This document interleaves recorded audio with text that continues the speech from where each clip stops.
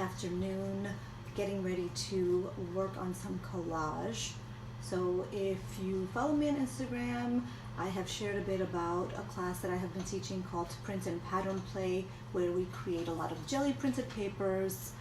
We use foam stamps and we do a bit of mark making, and towards the end of that class we work on collage. So I wanted to keep playing with the collage part of that, and I wanted to give myself some of the challenges and exercises that I give my students so that I could keep that practice going. And while I have a little bit of a pause in teaching that class, I don't get out of that rhythm of playing with collage. So I have a lot of different journals. The one I just completed for my winter journal series is a personal journal, something that is really just for me. In terms of what I'm choosing to put in there on a daily basis. So the journal that I will be working with today is a collage journal, or it's evolved into a collage journal, and oftentimes I will use it during class to do some demos, or I'll practice in that journal. So that's kind of like what I'm going to do today. I'm going to choose some papers and then work on an exercise that I give my students when they are starting off with collage. A lot of them haven't done collage before, so I like to give them parameters. Okay, so the first thing that I am going to do is grab some papers. I've already chosen a few. These are papers I have from the Print and Pattern Play class that I taught. So I have a lot of different jelly printed papers. I have jelly printed papers on different kinds of paper, stamping, mark making,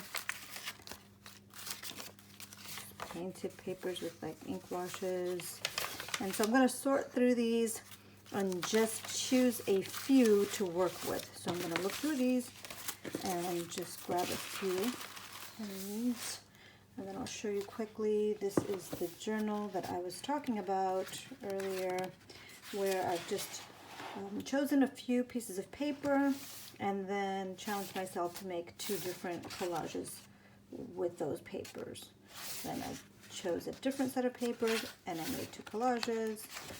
A different set of paper, made 2 collages. So that is what I am going to do today. Okay, so I have chosen my papers to work with for this first spread.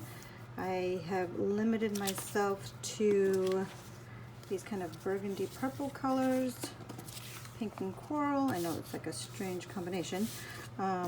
This kind of goldy kind of green and neutral, so some black and white, and these book pages. So that's it. I'm going to work with these pieces of paper, and what I'm going to do next is just start playing like if I was putting puzzle pieces together, and then when I'm happy with the compositions, I'm going to glue them down.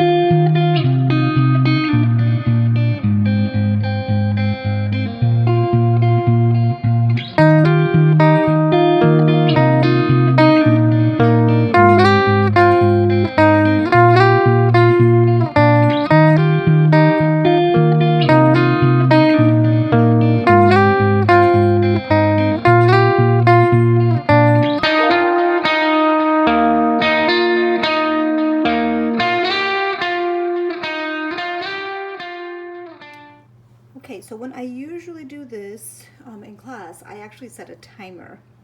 So I could go on and on and on and on, but I'm going to commit now to getting at least 4 or 5 papers down on each side, and then I can add stuff to it later on.